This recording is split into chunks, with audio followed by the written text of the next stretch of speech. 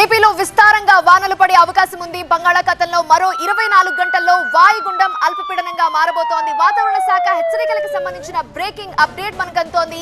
బంగాళాఖాతంలో వాయుగుండం బలహీనపడింది. పూరి సమీపంలో ఒడిశా తీర ప్రాంతంపై అల్పపీడనంగా కేంద్రీకృతమైంది. మరో 24 గంటల్లో అల్పపీడనంగా మారే అవకాశం ఉన్నట్లుగా చెప్తున్నారు. ఇవాళ ఉమ్మడి విశాఖ, తూర్పుగోదావరి, పశ్చిమ గోదావరి, గుంటూరు, ఉమ్మడి కృష్ణా, ప్రకాశం, కర్నూలు జిల్లాల్లో మోస్తరు వానలు పడే అవకాశం ఉన్నట్లుగా చెప్తున్నారు.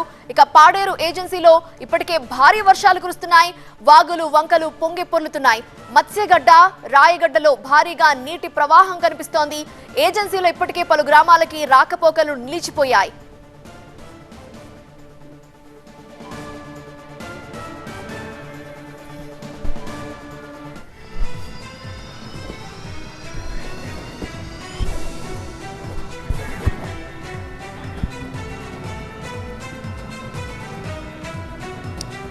సో ఏపీలో వివిధ ప్రాంతాల్లో ఎలాంటి సిచ్యువేషన్ ఉంది, వాతావరణ శాఖ ఎలాంటి హెచ్చరికలు జారీ చేసింది వివరించడానికి మా ప్రతినిధులు విశాఖపట్నం, కాకినాడ, రాజమండ్రి నుండి సిద్ధంగా ఉన్నారు. ముందుగా విశాఖపట్నం వెళదాం. అక్కడ మా ప్రతినిధి కాజాతో మాట్లాడదాం. కాజా, విశాఖ వాతావరణ కేంద్రం ఏం చెప్తోంది? విస్తారంగా వానలు అంటున్నారు. ఏ జిల్లాలకి అలర్ట్లు ఉన్నాయి? ఖచ్చితంగా వాయుగుండం భూభాగంపైకి వచ్చినప్పటికీ ఒడిశా పూరి సమీపంలో ఇది ప్రస్తుతానికి కేంద్రీకృతమైంది. ఇది ప్రస్తుతానికి క్రమంగా బలహీనపడుతుంది. రాగల 24 గంటల్లో గోపాల్పూర్, పూరి సమీపంలోని ఇది ఛత్తీస్గఢ్ వైపు ప్రయాణిస్తూ, వాయువ్య దిశగా ప్రయాణిస్తూ ఇది మరింత బలహీనపడి సుస్పష్టమైన అల్పపీడనంగా మారబోతుంది. అయినప్పటికీ ఏపీపై దీని ప్రభావం కొనసాగుతుంది. ఎందుకంటే వాయుగుండం కారణంగా ఏపీలో రుతుపవనాలు యాక్టివ్గా మారే, దీంతో చాలా చోట్ల ఇప్పటికే వర్షాలు కురుస్తున్నాయి. గత 2-3 రోజులుగా కురుస్తున్న వర్షాలకు తోడు ఈరోజు కూడా చాలా చోట్ల ఓ మోస్తరు నుంచి విస్తారంగా వర్షాలు కురిసే అవకాశం ఉందని వాతావరణ శాఖ చెబుతుంది. 1-2 చోట్ల భారీ వర్షాలు, కొన్ని చోట్ల అత్యంత భారీ వర్షాలు కూడా ఈరోజు కూడా నమోదయ్యే అవకాశం ఉందని వాతావరణ శాఖ హెచ్చరిస్తుంది. తీరం వెంబడి చూడొచ్చు, గంటకు బలమైన ఎదురుగాలు వేస్తున్నాయి. గంటకు 45 నుంచి 55 కిలోమీటర్ల వేగంతో ఎదురుగాలు వస్తాయి. ఇప్పటికి కూడా విశాఖలో ఆర్కే బీచ్లో సముద్రం ఒడ్డున నిల్చునే పరిస్థితి కనిపించట్లేదు. ఎందుకంటే బలమైన ఎదురుగాలు వీస్తున్నాయి.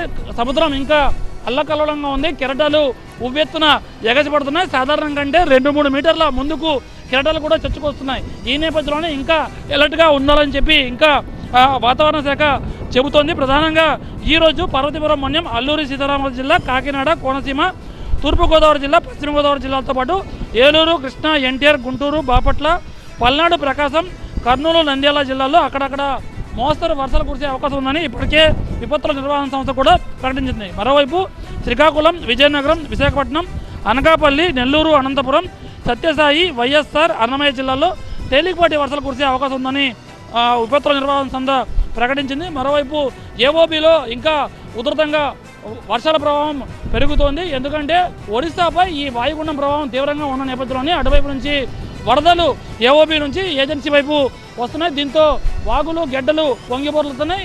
పాడేరు ఏజెన్సీలోని రాయిగడ్డ పొంగిపొర్లుతుంది. మరోవైపు పడదాని పుట్టు వద్ద గడ్డ కూడా పొంగుతుంది. అలాగే ఏఓబీ నుంచి కరెక్ట్ అయ్యే అల్లూరి సీతారామరాజు జిల్లాకి కరెక్ట్ అయ్యే ఇది మత్స్యగడ్డ ఏదైతే ఉందో దానికి వరద నీరు భారీగా ప్రవహిస్తోంది. దీంతో చాలా ఏజెన్సీ గ్రామాల్లో రాకపోకలు నిలిచిపోయాయి. మరోవైపు ఏజెన్సీలో ఘాట్ రోడ్డు ప్రమాదకరంగా మారిన నేపథ్యంలో రాత్రిపూట భారీ వాహనాలకు 5 ఘాట్ రోడ్లు మైదాన ప్రాంతం నుంచి ఘాట్ రోడ్డుకు కనెక్ట్ అయ్యే 5 ఘాట్ రోడ్లను పూర్తిగా కలెక్టర్ నిలిపివేస్తూ, వాహనాల రాకపోకలను నిలిపివేస్తూ కలెక్టర్ ఆదేశాలు జారీ చేశారు. మరో 24 గంటల పాటు ఈ ప్రభావం ఇంకా కొనసాగుతుంది. ఇంకా ప్రజలు అప్రమత్తంగా ఉండాలని అధికారులు సూచిస్తూ ఉన్నారు.